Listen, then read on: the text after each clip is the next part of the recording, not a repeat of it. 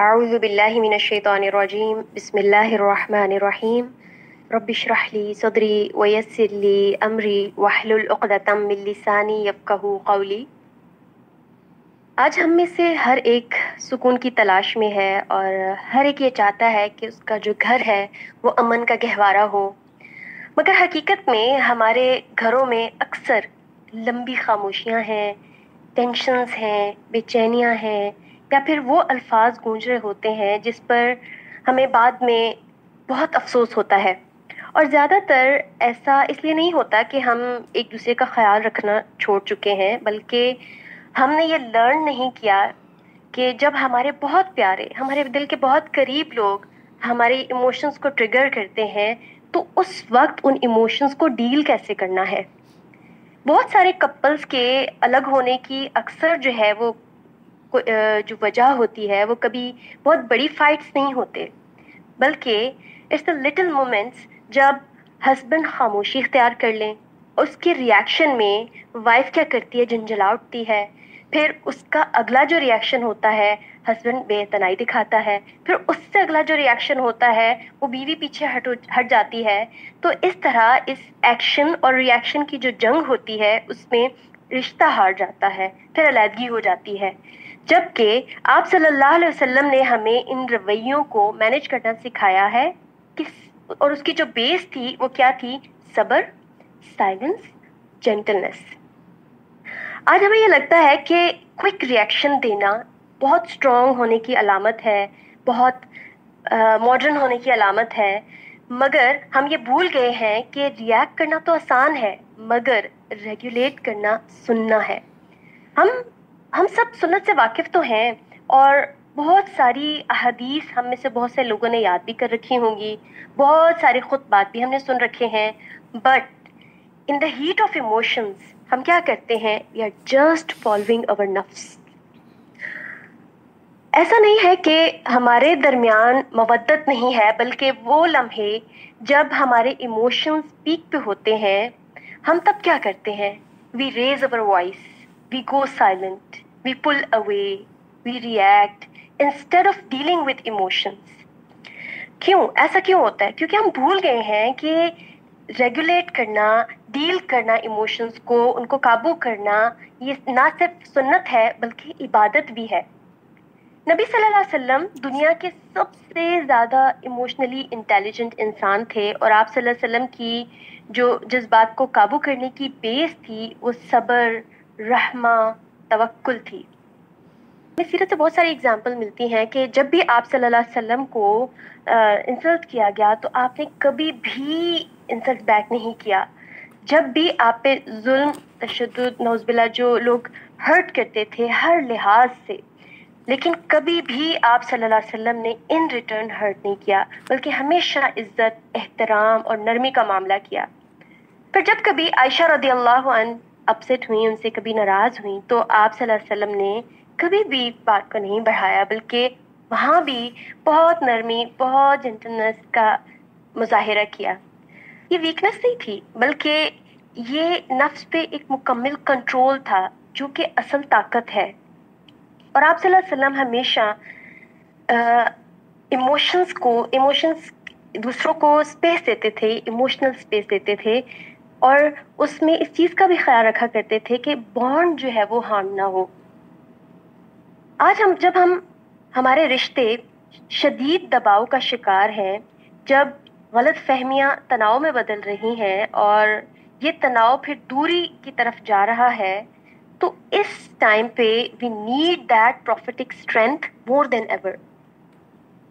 हमें इन तमाम चीज़ों को, इन तमाम सुन्नतों को फॉलो करना है ताकि हम अपने रिश्तों को बचा सकें।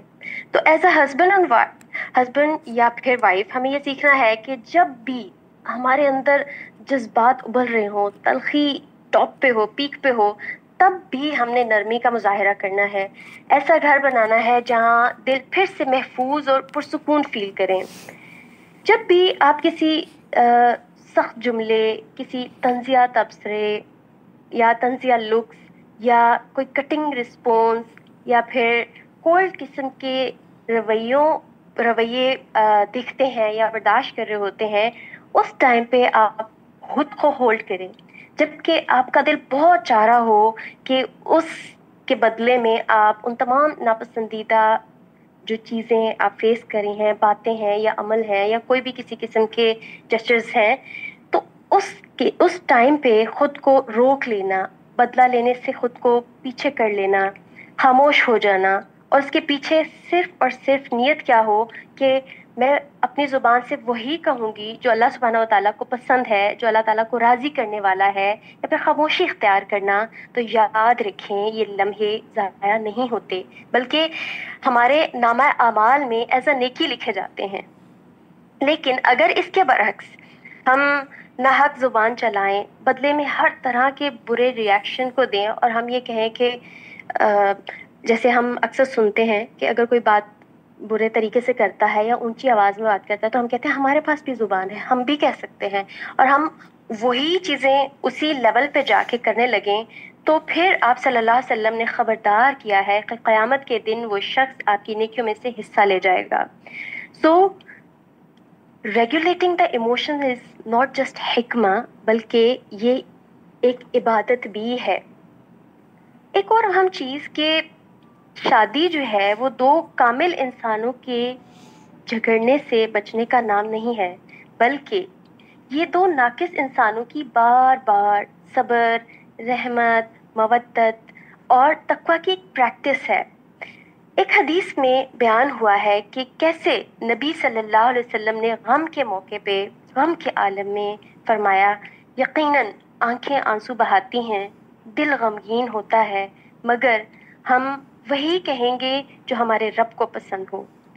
तो गम की हालत में भी जब हम अपनी इमोशंस, हम समझते हैं कि हम आउट ऑफ कंट्रोल हो गए हैं, तब भी अपनी ज़ुबान को, अपने अमल को तकवा के ज़रिए कंट्रोल करना ही असल ईमान है, ना कि ये कहना कि मैं तो गुस्से वाली हूँ, मैं तो यही, मेरी तो नेचर ही ऐसी है। तो हम एक्सपेक्ट करते हैं कि दूसरा हमारी इस नेचर को समझते हुए हमें डील करे, हम अपनी तरफ से कोई एफर्ट्स नहीं डाल रहे होते। तो हमने इस बात को याद रखना है कि जो इमोशंस को डील करना है वो सिर्फ सुन्नत नहीं है, बल्कि इबादत है। इसके साथ साथ ये अल्लाह सुब्हानहू व तआला का हुक्म भी है। जैसा कि अल्लाह सुब्हानहू व तआला कुरान में फरमाते हैं, वला तस्तविल हसनतु वलस सय्यिआ, और भलाई और बुराई बराबर नहीं हो सकती। इदफा बिल्लती हिया अहसन, बुराई को उस तरीके से दूर करो जो बेहतर है। तो यहाँ से हमें यही समझ आता है कि ये अल्लाह सुब्हानहू व तआला का हुक्म है कि हमने अपनी इमोशंस को कैसे डील करना है, खैर के तरीके जो हमें सीरत से मिलते हैं, जो हमें कुरान से मिलते हैं। तो इंशाल्लाह आज हम डॉक्टर कंवल से जानेंगे कि वो कौन से ट्रिगर पॉइंट्स हैं। एक्चुअली हम जानना चाहते हैं कि वो ट्रिगर पॉइंट हमें पता चल जाएं कि ये जो है वो मेन मसला है, और फिर उन इमोशंस को कैसे डील करें, और फिर उसको ताकि अपने रिश्तों में हम अप्लाई करें और पुरसुकून लाइफ गुजार सकें। तो जी डॉक्टर कंवल। अस्सलाम वालेकुम वरहमतुल्लाहि वबरकातुहू।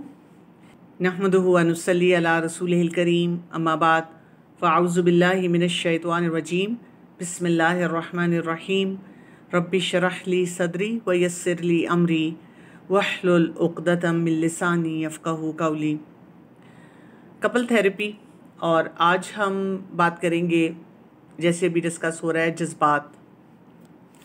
हम देखते हैं कि ये जो हमारे जज्बात हैं ना, ये हमारी ज़िंदगी में बहुत अहम किरदार अदा करते हैं। और फिर हम ये भी देखते हैं कि कभी कभी हम कुछ अपने जज्बात को ऐसे लेबल्स लगा देते हैं, ख़ास तौर पे शादीशुदा ज़िंदगी में, जहाँ पे उन जज्बात का इजहार ज़रूरी है या उन जज्बात को मैनेज करना ज़रूरी है, लेकिन क्योंकि उनको लेबल जो दे दिया गया होता है, हमें लगता है कि अगर मैंने यहाँ पर अपने जज्बात का इजहार किया तो शायद मुझे नाशुक्रा कह दिया जाएगा, शायद मुझे ये ऐसी बात सुनने को मिलेगी कि ये सब्र के मुनाफी है, या मे बी मैं अच्छा मुसलमान नहीं नज़र आऊँगा। तो हम क्या करते हैं कि अपने अंदर ही अंदर घुटते रहते हैं, जिसकी वजह से ताल्लुकात में जो बेहतरी आनी चाहिए वो नहीं आ पाती। तो आज हम बेसिकली फ़ोकस करेंगे कपल्स के लिए कि उन्होंने अपने जज्बात को कैसे इस तरह से इस्तेमाल करना है कि उनका रिश्ता मजबूत हो सके। जिसको मैं टर्म दूंगी इमोशनल इंटीमेसी। किसी भी मज़बूत रिश्ते के लिए समझें कि ये उसका दिल है, और हम देखते हैं कि जब हम अपने रिश्ते को मज़बूत करने की कोशिश कर रहे होते हैं तो लेयर्स में हमारे मसले होते हैं। कभी कभी हम कोई बात करना चाहते हैं, कभी हम उस बात को फॉरगो करना चाहते हैं, छोड़ना चाहते हैं।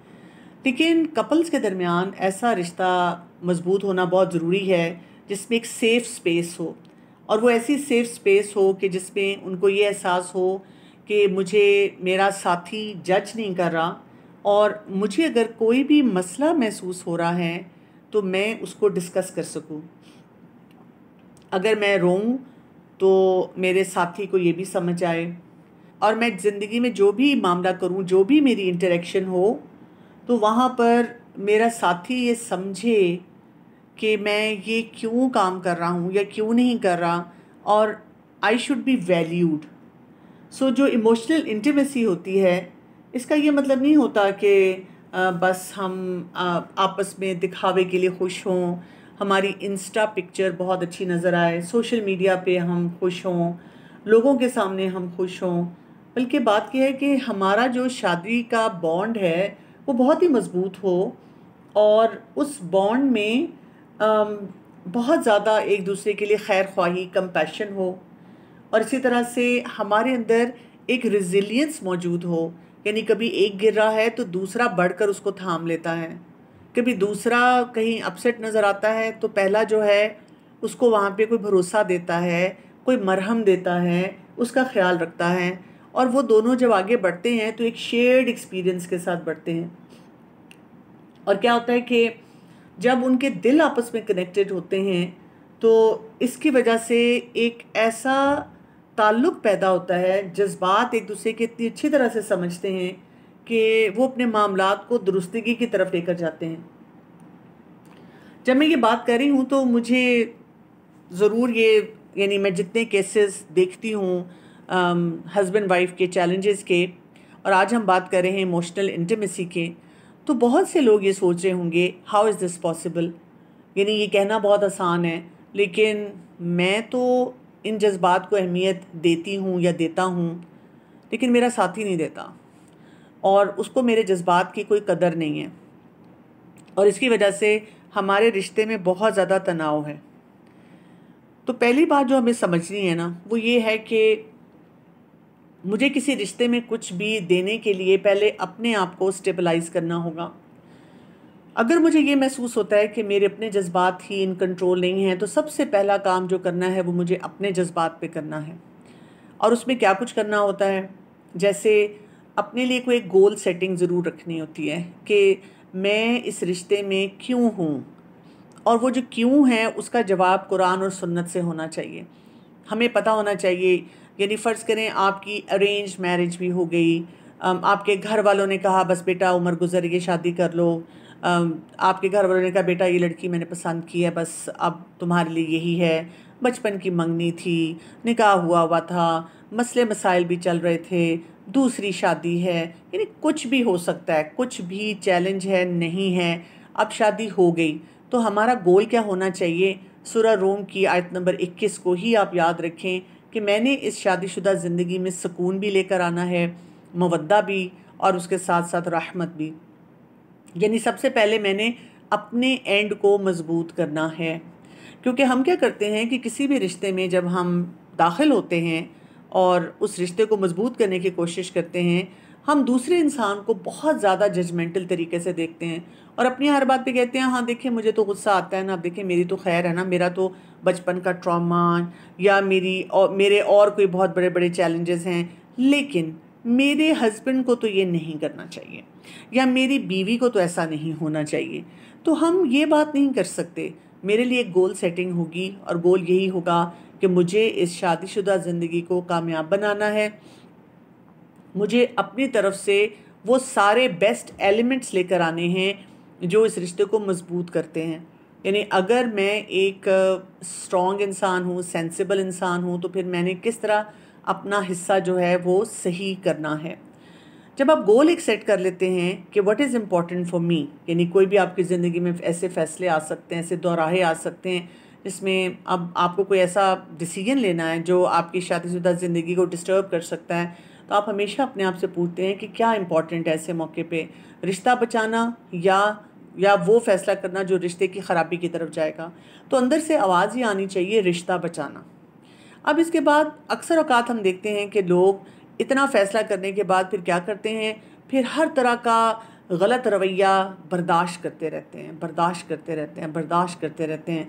और ठीक है, लोगों के सामने तो ये लगता है कि ये रिश्ता चल रहा है, लेकिन मियाँ बीवी में आपस में भी ख़राबी आती जाती है। और उसके साथ साथ जो आगे नस्लें आती हैं ना, उनके सामने ना सिर्फ ये कि एक बैड एग्ज़ाम्पल आती है, बल्कि ये कि उनके अंदर भी बहुत सी ख़राबियाँ ट्रांसफ़र होना शुरू हो जाती हैं, जो कि शौहर और बीवी से, यानी जो उनके वालिदैन हैं उनसे जा रही होती हैं।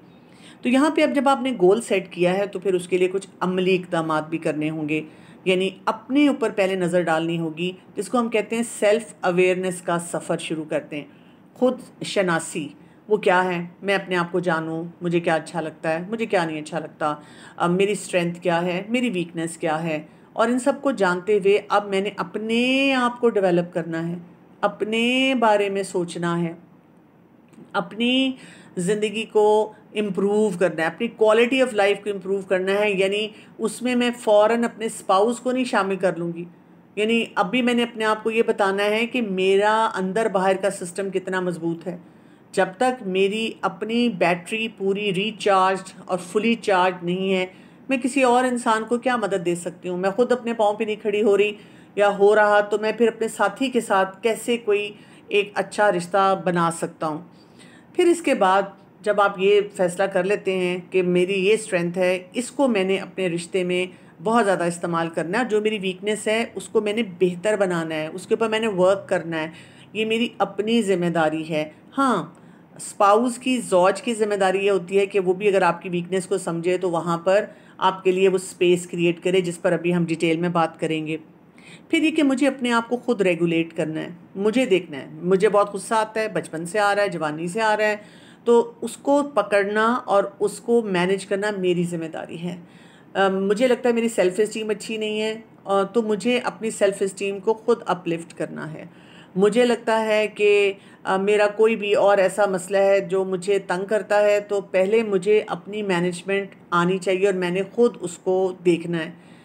फिर हम उसके बाद देखते हैं कि हमारा जो साथी है उसकी पर्सनैलिटी कैसी है। जब हम अपने आप को मैनेज कर लेते हैं, फिर हम अपने साथी की पर्सनैलिटी की तरफ बढ़ते हैं, उसको देखते हैं, उसको समझते हैं, और वहाँ से हम फिर कोई बेहतरी के असबाब पैदा करते हैं, जिससे वो रिश्ता जो है वो मजबूती की तरफ जाए। शुरू में मैं ये बात आपको बता दूंगी एज अ डिस्क्लेमर कि फ़र्ज़ करें आप में से कोई कहे कि जी मैंने तो ये सारे स्टेप्स पूरे करके देख लिए और मेरा तो जो स्पाउस है वो तो किसी सूरत में कोई भी चीज़ ठीक करने के लिए तैयार नहीं, चाहे वो मर्द है या औरत है। तो आप अपनी ज़िम्मेदारी 100% ले सकते हैं, लेकिन रिलेशनशिप में आपका 50% रोल है। अगर आप अपने आप को 100% ठीक कर रहे हैं जज्बाती तौर पे, और अब आप रिलेशनशिप में इन्वेस्ट कर रहे हैं, 50% आपकी तरफ से आएगा, 50% आपके साथी की तरफ से आएगा।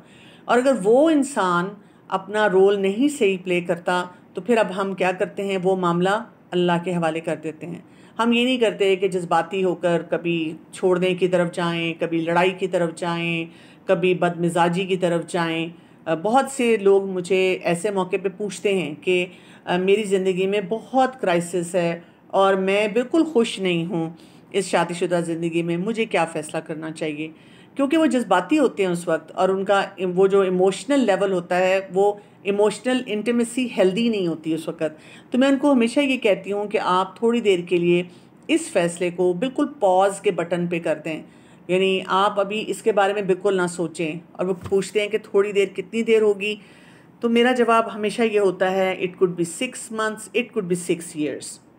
मतलब क्या है, जब तक आप खुद इमोशनली स्टेबल नहीं होते कोई फ़ैसला ना करें, क्योंकि जब भी आप जज्बातीपन के साथ फ़ैसला करेंगे वहाँ पे ख़राबी आएगी। आप अपने आप को स्टेबलाइज़ करें, अपने जज्बात को स्टेबलाइज़ करें और फिर आप फ़ैसला करें। अक्सर औकात इस पे कोई इरिटेट होकर मुझे कहता है, आप क्या चाह रही हैं कि मैं मज़ीद 6 साल इस रिश्ते में रहूं? तो मैं उनको कहती हूँ देखें, ज़रूरी नहीं है आपको 6 साल रहना पड़े, और फ़र्ज़ करें 6 साल भी आप रह लेते हैं और आप उस वक्त तक अपने जज्बात को बहुत अच्छी तरह मैनेज कर लेते हैं, आप बहुत ज़्यादा इमोशनल इंटेलिजेंस में अपने आप को ऊपर ले जाते हैं। फ़र्ज़ करें उस वक्त आप फ़ैसला भी करते हैं कि अब मैंने नहीं रहना, बहुत हो गया, तो आप जब उस रिश्ते में से निकलेंगे उस स्टेबिलिटी के साथ निकलेंगे, और जैसे हमारा दीन हमें बताता है कि हुज्जत तमाम करके निकलेंगे। और अगर आप शुरू में बहुत जल्दबाजी में कोई भी फ़ैसला करेंगे तो क्या होगा, उसकी हीलिंग आपके लिए ज़्यादा मुश्किल हो जाएगी। तो अब हम देखते हैं कि जब हम यानी एक इंडिविजुअल, एक इंसान, चाहे वो मर्द है या औरत, और उसने अपनी ज़िम्मेदारी ले ली है जज्बात की, अब हम उसको इस बात पे लेकर आ रहे हैं कि एज अ कपल आप दोनों बैठें और अब आप दोनों इमोशनल इंटीमेसी की तरफ बढ़ें। तो यहाँ पर किन फैक्टर्स को हमने अपने जहन में रखना है और कैसे काम करना है, ये स्टेप 2 होगा। पहला स्टेप वो था जहाँ पर हमने एक दूसरे को समझने की कोशिश की। हम देख रहे हैं कि मैं अपनी शादीशुदा ज़िंदगी में अपना कौन सा अटैचमेंट स्टाइल लेकर आ रहा हूँ, उसके क्या डायनामिक्स हैं और वो क्या रोल प्ले कर रहे हैं। इमोशनल इंटीमेसी जो होती है ना, ये रिलेशनशिप के लिए बड़ी क्रिटिकल होती है। ये रिलेशनशिप को ग्रो करवाती है। ठीक है, समझें कि जैसे बाहर का मौसम होता है जिसमें बारिश हो रही है, हवाएं चल रही हैं, मौसम बहुत बेहतरीन है, हर तरफ फूल खिले हुए हैं, परिंदे हैं और सब्ज़ा नज़र आ रहा है और बहुत एक खूबसूरत सा माहौल बना होता है। इसमें क्या होता है कि जो शौहर और बीवी हैं वो सारा दिन बहुत से काम कर रहे हैं, बहुत सी स्ट्रगल्स हैं उनकी, सुबह से उठकर शाम तक जॉब पे जाना है शौहर ने, कई दफ़ा बीवी भी जॉब पे जा रही है, काम कर रही है, फिर इसके अलावा बच्चे हैं, फिर उसके अलावा इन लॉज के चैलेंजेस हैं, फिर इसके साथ साथ कभी फाइनेंशियल क्राइसिस है, कभी कुछ हो रहा है, कभी कुछ हो रहा है, भागम दौड़ में ज़िंदगी लगी हुई है।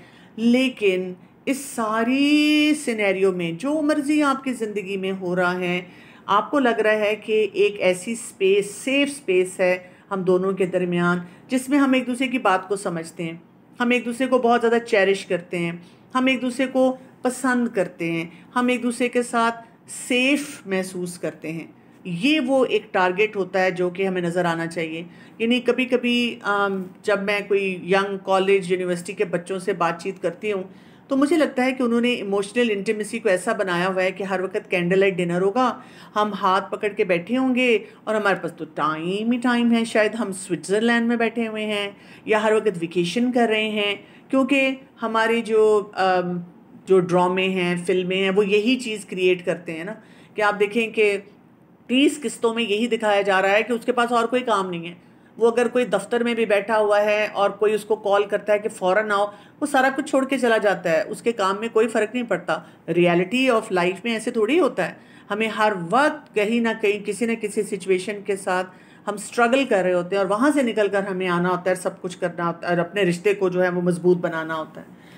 सो इमोशनल इंटीमेसी को थोड़ा सा हम समझें, उसकी लेयर्स को हम समझें। इसमें क्या होगा, यानी हम क्या कर रहे हैं, जब मियाँ बीवी में वो ताल्लुक़ बनता है जिसकी बुनियाद फिर वो होती है जो सूरह अल बकरा में आ गया कि एक दूसरे का लिबास। अब वो लिबास कैसा है कि जब वो अपना इनर मोस्ट जो एक उनकी अंदर से एक उनकी लाइफ होती है, एक उनका तरीक़ाकार होता है, वो एक दूसरे से शेयर करते हैं, उनके अंदर बहुत ट्रांसपेरेंसी होती है। अच्छा, ये ट्रांसपेरेंसी ऐसी नहीं है कि आप ओवर शेयरिंग कर रहे हैं। कभी कभी मेरे पास ऐसे केसेस आते हैं जिसमें वो कहते हैं कि तुमने अगर इतनी सी बात भी मुझसे छुपाई ना तो तुम्हारा और मेरा रिलेशनशिप ख़तरे में पड़ गया है। ऐसे नहीं होना चाहिए। ट्रांसपेरेंसी कंफर्टेबल लेवल पे होती है जो हमारे रिलेशनशिप को ग्रो करने में हेल्प करे। ओपननेस हो, हम अपने कोई ड्रीम्स शेयर कर सकें, हम अपने फियर्स शेयर कर सकें और शेयर्ड किस्म की कन्वर्सेशन हो। वन वे कम्युनिकेशन नहीं होती कि जी या तो शौहर करता जा रहा है, बीवी को परवाह नहीं, या बीवी करती जा रही है और शौहर जो है वो पूछता ही नहीं है। ताकि उससे क्या होता है कि जो रिलेशनशिप है वो फिर ग्रो भी करता है, वो एक दूसरे को सपोर्ट भी करते हैं। फिर ये कि कोई चैलेंज अगर नज़र आता है उसको फेस करना उनके लिए आसान हो जाता है और हर सिनेरियो में हमें ये महसूस हो कि जो हमारा साथी है, अल्लाह ताला ने जो रिश्ता हमें दिया है, ये शख्स मेरे साथ खड़ा होगा कुछ भी बात हो जाए। और हम क्या करेंगे, ऐसे तरीके से मामलात को लेके चलेंगे जिससे हमारा वो बॉन्ड जो है वो स्ट्रॉन्ग से स्ट्रॉन्ग होता चला जाएगा। तो अब इसमें फिर क्या है, आपने सरफेस्ड रिलेशनशिप नहीं रखना। आपने बहुत सारी अपनी वैल्यूज़, जो आपके ड्रीम्स हैं और जो आपकी वल्नरेबिलिटीज़ हैं, जहाँ पे आपकी कमज़ोरियाँ हैं, जहाँ आपके दुख हैं, जहाँ आपके सोर एरियाज़ हैं, उनको पहले खुद अंडरस्टैंड करना होता है। बहुत से लोग तो अपने मामले में खुद ही परेशान होते हैं, उनको यही नहीं समझ आ रही होती कि मैं चाहती क्या हूँ इस रिलेशनशिप में। कभी कभी किसी से पूछा जाए तो 2 मिनट के लिए वो चुप हो जाता है, उसको समझ नहीं आती है कि अच्छा मुझे क्या चाहिए इस रिलेशनशिप में। और बहुत उनको सोचना पड़ता है, बहुत उनको इसके ऊपर यानी गौर करना पड़ता है, और फिर भी कई दफ़ा वो लॉस्ट होते हैं कि अच्छा आप हमें हेल्प करें, आप बताएं कि मुझे इस रिलेशनशिप में क्या रखना चाहिए।